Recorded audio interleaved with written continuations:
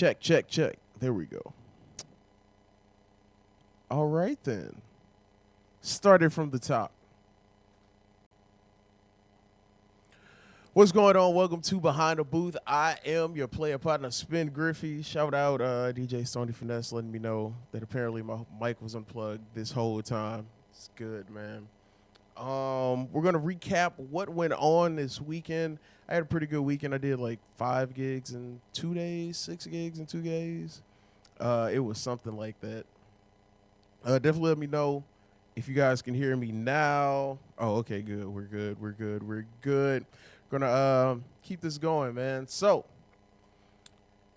this was Saturday because my Friday was just me doing a Pelicans game. So Saturday, I had a Pelicans game that afternoon that ended around 6 or 7. Went home, laid down. We had a wedding. This wedding right here. It was over at the Sheraton. Getting to the Sheraton this weekend was hell. I think that's because of St. Patrick's Day weekend. So I live uptown, like not far from the Sheraton, maybe about an hour, not an hour, maybe like 10 minutes on a good day. So I leave my house about an hour and 15 minutes before the event, and I'm just stuck in traffic from, what's that, the Callio Bridge. The Pels game had ended, so yeah, this is closer about 9 o'clock. The Pels game had ended. There was traffic over there on, what is that, Rampart and around Poydras. Takes me about 40 minutes to get from my crib, get on to Poydras. Takes me probably another 20, 30 minutes to make it downtown to the Sheraton. Don't think I'm going to make it in time because I had to be there starting at 9:30. So I pull up to the Sheraton, try to get through valet. Valet tells me that they can't park me. They had some other event going on, so I got to go outside through the garage. I call the coordinator and let him know, hey, I don't think we'll be able to make this, but luckily a parking spot opened up. And somebody I used to work with in my radio days happened to work at the Sheraton, and they were able to help me move things forward. So we got to the wedding. It was about an hour wedding. For those that don't know, I work with Nola Duke's band. And what we've been doing lately is that they'll play like the first 3 hours of a wedding, and I'll do about the last hour so that the couples can get the best of both worlds.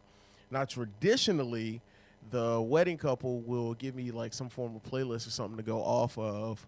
Didn't happen this week, so I go in blind. I go in late. Like I get in there at about 9. We're gonna say like 9:15 to start at 9:30. Set up in about 15 minutes. Everything's good to go. So we get to playing, get a lot of requests for Titanium by Sia. I dropped that Cayego, Whitney Houston, Higher Love joint. Starts to go off, so I get a feel of what the crowd is wanting to hear. So we do that. That goes from about 9:30 to 10:30. And again, having no contact with the coordinators or the couple or anything, just the company I work with. You know, it was a little chaotic, but we're in there, able to make it happen. So we leave, break down at 10:30. I have to be uptown at 11 at the Boot for my second gig, which is fucking awesome, man. I haven't played the Boot in about 2-3 years. It was just a good time. I always like taking gigs like this just to be able to keep up with some of the newer music and even some of the stuff like I don't know. Like I wouldn't have personally known that even though I listened to it, I didn't know the Carnival joint, Kanye and Ty Dolla $ign is like a huge song. So I kept getting requests for that all night. So I ran that maybe 2 times. And I just love playing stuff like The Boot because they're there for the party and all the songs you play. Even though they might be slightly younger or they might be as old as the songs, they still worked. So we do The Boot from 11 till 3 a.m. Great time, man. We did a jig line. They had the jigger train going through. Everything was just so cool. Love the Boot. Can't wait to be back and doing more gigs over there. But while I was doing the Boot, I also realized why I didn't enjoy doing the Boot sometimes. This right here. Look, as DJs, we understand y'all are out. Y'all are having fun. You might have spent your hard-earned money.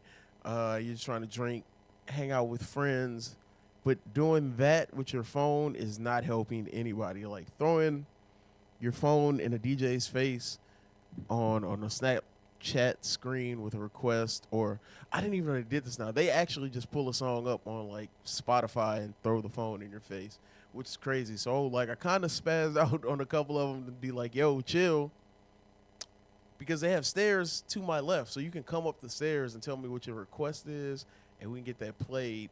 So I don't know if that's just like a, I mean, it's been a thing, but you know, even at the boot, it just always seems to happen more frequently because the boot is like higher up. So if you take like kind of where I'm standing now in the video, they're probably a good 5, 6, 7, 8 feet below me. So it's like, yo, it's cool. I'll play your request. I'm probably not gonna play your request right now because my thing with requests is like most people ask for songs that don't even like fit where the current vibe is, or they only want to hear stuff. They only want to hear stuff because they're in, the area. They just got there. Like some girl came in at like 2:15 and was like, "Yo, can you play like Carnival by Kanye?" I'm like, "Man, I played that joint twice already." And it's just because like they weren't there, they didn't get the experience. They feel like they should rush you to play it again. But I'm just not a person of. There are so many better ways to make requests. I'm not even saying you got to tip me all the time. That will get your request played faster on my end, but it'd be nice to just come to the side or like be in my ear. Don't do it while I'm in the middle of mixing, like trying to transition the song. Like, there's kind of like a patron DJ etiquette. And, that might be a topic one day. We got to talk about that, man. But there are so many better ways to request a song. Just be like, yo, would it be cool? I'd like to hear this. Even if you just say you don't have to play it now. Just play it whenever. But I was thinking of this, da da da. And that might even spark an idea in a DJ's head who were not even thinking about playing that song, man. So, yeah, that's how my Saturday went. The boot was cool. Love it. Can't wait to be back. So before we jump into these topics, I want to let everybody know that the Joe's Blend monthly link up is happening next Tuesday, March 26th, over at the Jazz Market. We're going in 6 to 10. Definitely get all the DJs in there, man. It's a huge networking opportunity. Great chance for everybody to exchange music, and it might be just people you've heard of or you've met online, but you want to be in the building, to meet them face to face, man. Don't forget that we have that Joe's Blend community going on currently through the Discord, and we're trying to get everybody more involved. We do a lot of things in there, gear reviews, gig switches. It's just good to be in a know and network with people. So if something comes up, you could be like, oh, I can take that gig. So don't forget, Joe's Blend link up happening next Tuesday at the New Orleans Jazz Market, 6 until 10 p.m. We are going to jump into topics.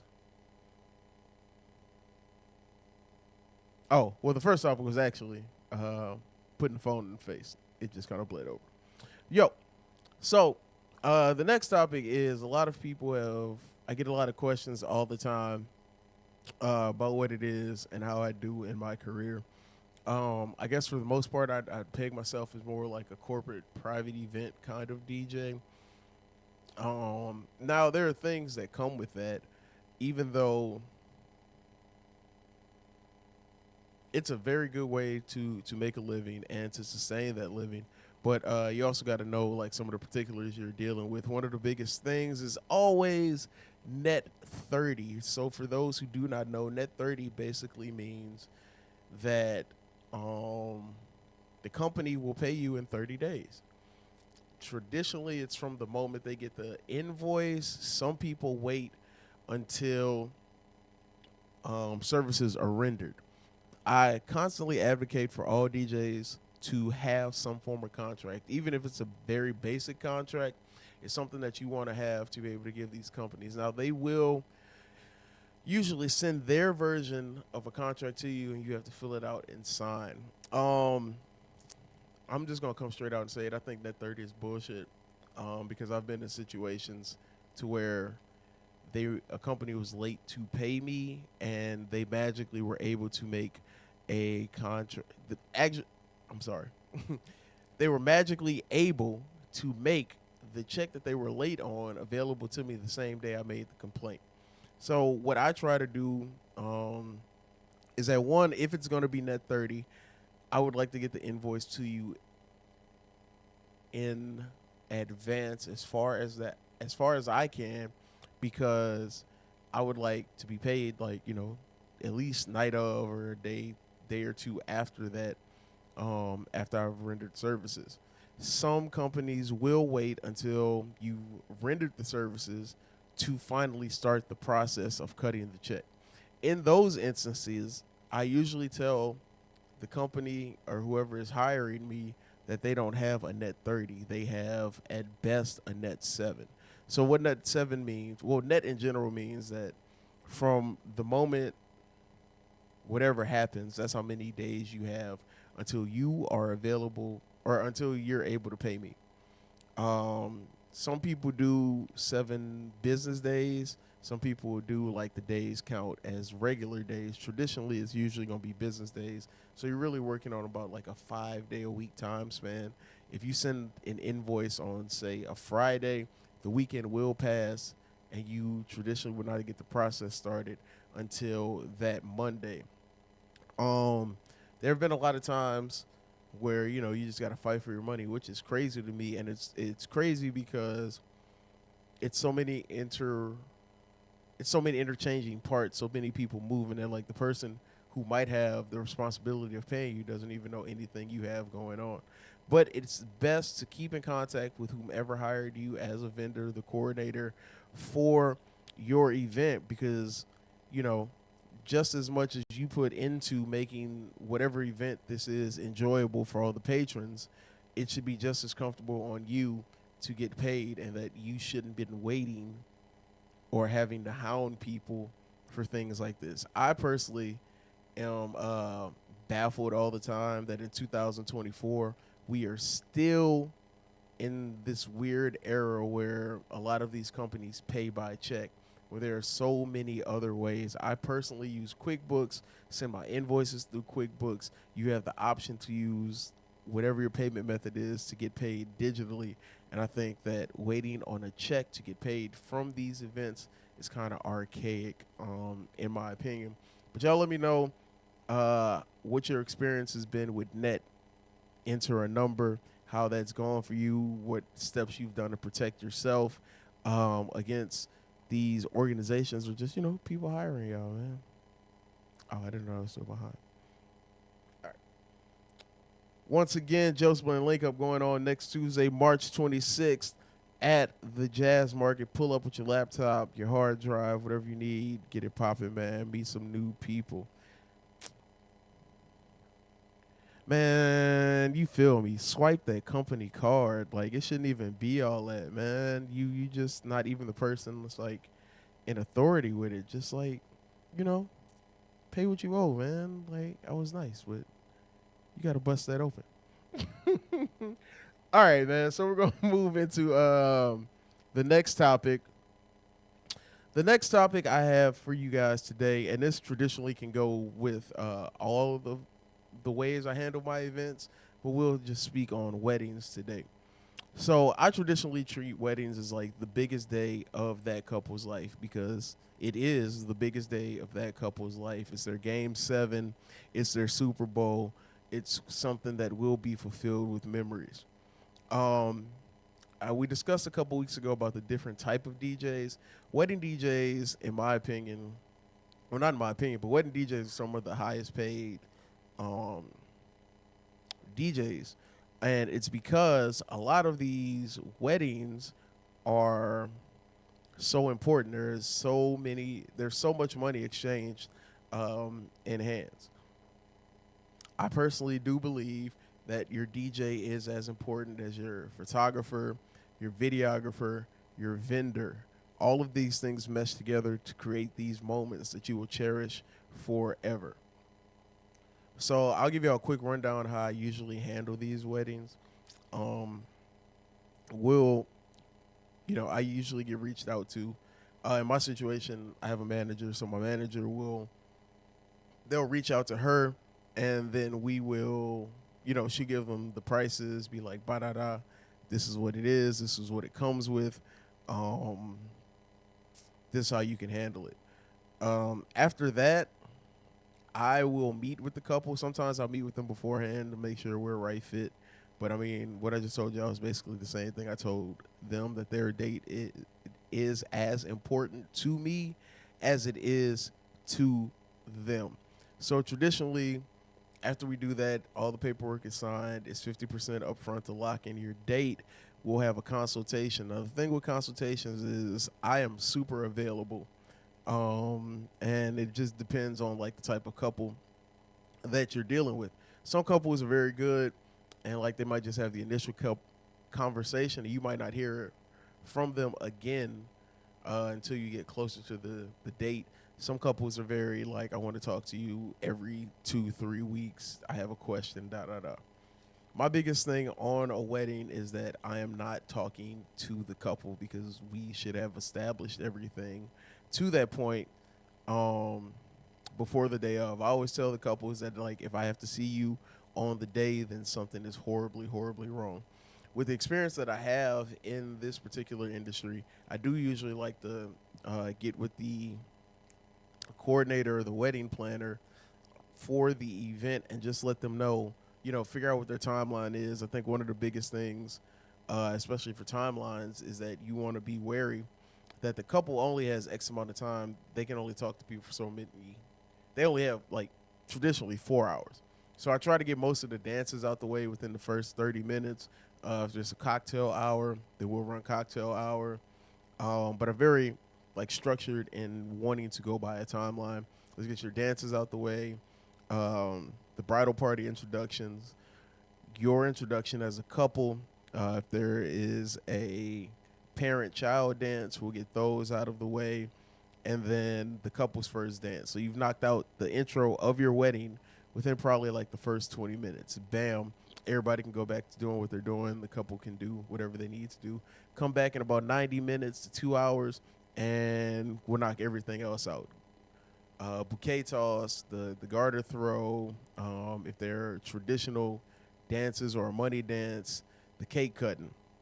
Bam. After that, we are turning up all night. It's a party for the rest of the night. And I'm taking into consideration that in these consultations, I'm asking them what they want because I can do what I do, but I'm working for y'all for tonight. So whatever the tone is, whatever the music is, this is about y'all, and nothing trumps that. A lot of that also takes the power away from like people in the middle of the night because I can be like, well, yo, I've been talking to them for X amount of months, and so if the bride is like, hey, I don't want to hear that, or if there's particular songs and requests they don't want to hear, if there's something they don't want to do, like some random person saying the bride sent me up here, it doesn't work because hey, I've been talking to the bride for all this time, and it works really well because what you really want to do, and especially with these weddings and these corporate gigs, we'll get to, is you want to offer a peace of mind. The less you take off these couples' plates for the day, the better it'll work for you. Now, a lot of this also works well into future events because by doing this, um, like things like that are more word of mouth. And I know like we're in this position where we think that paying for ads is good, and that's fine. It works well to kind of get your name out there, but usually you self-promoting is not going to lead to new business. Um, it's traditionally word of mouth, especially in the wedding arena. So it's word of mouth, or you'll book another wedding from a couple at that wedding who are getting married soon and they're looking for a DJ. Those are two of the biggest ways to continue to expand your wedding business. So yeah, just be very open to communication. Calendly is a thing. I haven't started using it yet, but I do make myself available to my couples as much as I possibly can because this is a joint effort, and you having a great day reflects on the fact that I was a part of that, and you're more willing to produce word of mouth and just recommend on a good experience. So that is how I handle the weddings. And on the last topic, a lot of people continuously ask me, how I get some of the gigs I get. Um, And there's no like secret formula. There's no, you know, in the old days it was probably like a mix CD. You had a mix CD out to these bookers, but in the age of social media, your social media kind of is your business card at this point. I highly recommend not making like edited videos because when you have potential buyers or bookers or anybody of that caliber, they're not looking to see your recap of an event. They want to actually hear how you play to make sure that you are a good fit for whatever event it is that they are doing. So definitely keep that in mind. If you use a camera to record yourself, which I highly recommend, I also recommend either getting like an adapter with a mic so you can record good audio or record your set while you're doing it, and you can sync the music, the actual audio from your set into the video so it still sounds professional without making it seem like it is super edited and they can't get an idea of who you are as a DJ. I'm calling the segment Touch Grass though because a lot of the things I've done are through networking, that people know what it is I do, and I'm able to have these conversations if somebody needs a DJ for something. And with my experience, I can tell them, yo, this is what I provide, this is how I would provide it, and this is how we can move forward. Now, the videos just add an extra layer of security because it gives them an opportunity to go back and check you out to, basically verify that everything you've been saying is actually how it does. Um, I guess we'll have a conversation soon about social media and networking, and I guess the look of it. But that's traditionally the way I do it. I'd say at least 70% of my gigs are like word of mouth, or the fact that I've gone outside and I've met another DJ, or going to support a friend who's DJing somewhere allowed me to meet the booker or the manager of the venue and exchange contact information. So even if you're not trying to, um, get in on that particular person's night, it allows them to meet you. And even if you have like ideas and it's a venue you want to get to, it gives you an ability to have a direct connection to the person that's important in the business and that venue to get you booked. And the other part of that is that you have to be good at what you do. Um, Good varies depending on the venue. I tell people all the time, at any given moment, there are 40 songs, give or take, that are hits. And anybody can follow a list and can play their hits. Most DJs are remembered for what they do when the hits are gone. How are you going to fill that gap? That is one of the most important aspects and why I drill in that you need to practice. Everybody's not a technical DJ. Everybody's not a scratcher. Everybody's not a turntablist.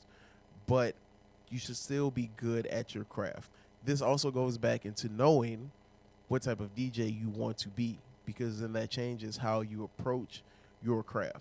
So when DJs all the time say practice, practice, practice, sometimes practice isn't actually touching your decks. Sometimes it's just being familiar with your music, having your music organized, structured, knowing what type of events you can play what at.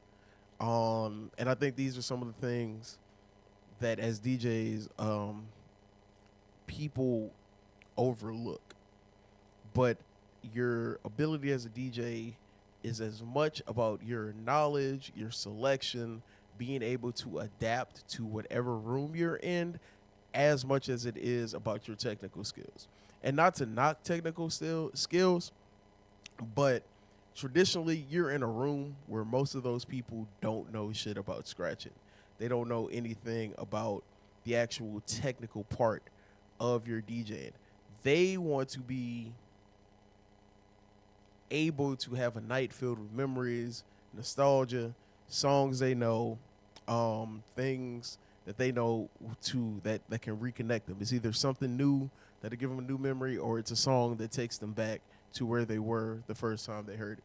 So yes, being a good DJ is about the basics, the technical things, but it's also about your music knowledge, your ability to go into a room and put your spin on it so that people remember who you are instead of being like the DJ was all right and you can be interchangeable. That is probably one of the biggest keys I tell people. Sometimes even with your song selection, it's just like, oh shit, I haven't heard that in a while. Like I've been dropping like a lot of early 2000s stuff now. Like so, your Bow Wows, your B2Ks. I've started playing like the Justin Bieber Baby joint recently, but that's because I take the time with the music I'm playing for the people. So just be very aware sometimes that you don't have to be like Jazzy Jeff or Qbert if that's not the lane you want to go down, but to be a great DJ and a successful one and somebody who is able to not even make a living but sustain this, you have to be knowledgeable in that aspect. Oh man, that turned into a rant. But that is this week's show. Once again, want to thank all of y'all for tuning out. Make sure you join the YouTube at Joe's Blend, the Instagram. You're clearly watching this. You follow us on Instagram. Moving over to the Discord. I'm definitely about to do that. If you're in the group me, I know I've been saying this for months, but April 1st, we're officially moving to Discord. We're shutting it all down over there on GroupMe. So I'll put the link in the Instagram's bio. Once again, do not forget that the link up is happening next Tuesday, March 26th, over at New Orleans Jazz Market over on Aretha Castle Haley, man. Looking forward to seeing all of y'all. It's definitely a great time when we link up every time, man. Just new gear, new music, the networking, the interactions. Definitely one of my favorite events every month that we put on, and it's not possible without y'all. Also, do not forget, I know I've been slacking, but the mix shows are back this week. So Wednesday night, we back in this joint with Spin Cycle, man. We're playing some of the newest, latest, greatest, keeping up with that joint. And then Saturday, probably my favorite stream I do every week. Saturday morning cleaning music, helping you dust those baseboards, those ceiling fans, and make sure you take the meat out the freezer, man. One of my favorite joints. We'll be back next week for Behind the Booth. I'm very excited. We got a couple guests coming up doing some interviews, so that's going to be one of the parts of the show moving forward. So I'm definitely looking forward to that. And, just appreciate all y'all support because none of this matters without y'all, the DJs. Y'all are the most important part, man. Go by the name of Smith Griffey. Enjoy your week. Smash those gigs. And I'll see y'all, I guess, Wednesday for Spin Cycle. But aside from that, I'll see y'all in a week. Peace.